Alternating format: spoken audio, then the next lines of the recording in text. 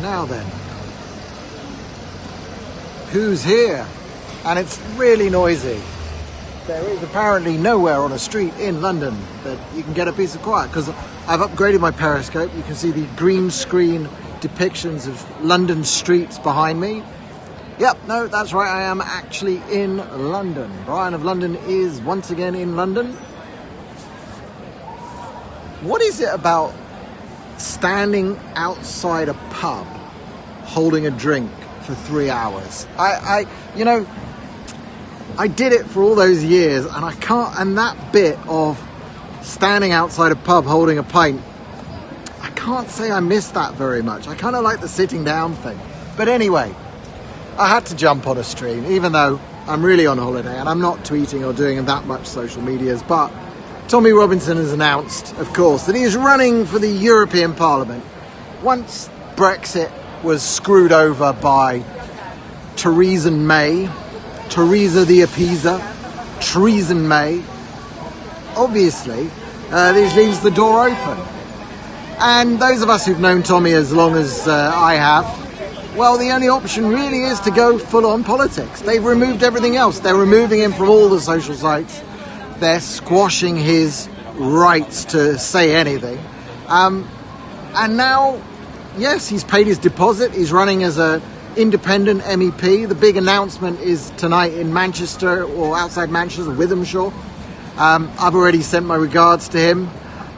It may be that I've already had a quick meeting with Tommy, but I don't put everything on social media, that's for sure. So we're having a bit of it's going to be really interesting. Obviously, his campaign staff, just like Carl Benjamin, Sargon of Akkad, they've established a Twitter account which isn't run by Tommy because of the lifetime ban that has been imposed on Tommy for wrong speak, wrong think. Same with Carl Benjamin, Sargon of Akkad. But we'll see whether a campaign is allowed to have an account on Twitter. We've already seen that Political Light's Facebook page has been taken down just for sharing the news. So it would appear that sharing any mention of Tommy Robinson is still forbidden on Facebook. And now that he's standing for election as an MEP, Facebook is outright interfering in the electoral process in the UK and Europe. They are committing acts of election rigging. Why are they taking away that avenue from Tommy? But of course, we've seen that Telegram has been wildly successful, and one can see this also. What's really interesting about Telegram is that the volume of responses on Telegram is way. I mean, I've never seen anything like it. If you've ever done direct marketing with emails, 1%, 2%, 5%, 10%, those kind of open rates are amazing. Facebook shows your campaigns to a tiny percentage of all the people who like your page, unless you pay them. And so Telegram's a revelation, because 30-odd thousand people following, and after a few hours, 18,000 people have watched videos. It's brilliant, or clicked on links. It's totally different. And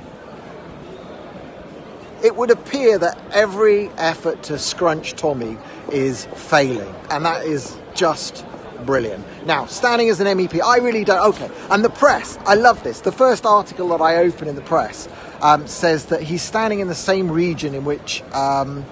what's the guy? The BNP guy, Nick Griffin, won his seat in the Northwest in the European Parliament in 2009. Nick Griffin hates Tommy Robinson. He hates me too. He hates both of us, in fact. He hates Tommy Robinson because Tommy Robinson is a race traitor who doesn't hate all black people and brown people. So BNP hate Tommy Robinson, but the newspaper, the Daily Mail, immediately makes the link between Tommy Robinson and the BNP. Tommy Robinson's not far right, never been far right, EDL wasn't far right, but bang, they make the link immediately. And it's just such rubbish. As soon as you open... I keep bringing this up. Nick Griffin has got a little document on the internet, which is basically an attack on elements of the alt-right and elements of the new right. And he attacks specifically Tommy Robinson in it, and he attacks me for taking Tommy to Israel and for the picture standing on a tank. And he gets all the details wrong. I mean, he says that I went to Israel 20 years ago. It's bullshit. And it's just, the guy's a the guy's a useless person and a racist and an out-and-out racist and an anti-Semite and a Jew hater. That's Nick Griffin. Tommy Robinson is none of those things, and Nick Griffin hates him because he is none of those things. And the press, of course, do the link. But it's not working anymore because enough of you out there have watched his videos, read his book, and so on. Anyway, I am not much longer in London. I've had a good time here. It's nice to come back and visit. Saw Endgame, and I'm not going to give you any spoilers, but was very excited to see that this morning. And I can't go up to Manchester today for various familial reasons, but wishing Tommy all the best with this run. I have no idea what the chances are, but just doing it is just a massive shot across the bows of the establishment. That's what you need. Britain lacks completely a viable working class political expression.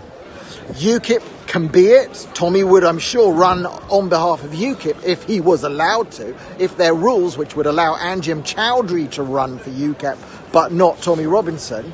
If their rules were more sensible, which I think Batten would do in a heartbeat, Tommy would run for them. UKIP, to me, look like the only working class option. They will, I suspect, they will inherit the mantle of Labour as Labour collapses into its cesspool of Jew hatred and horror. Anyway, I think I might just go and get myself a pint at Jon Snow. You know nothing. And we'll watch and see what happens tonight in Manchester. Thanks very much for tuning in. Speak to you all later. This is Brian of London, not in Tel Aviv, but in London.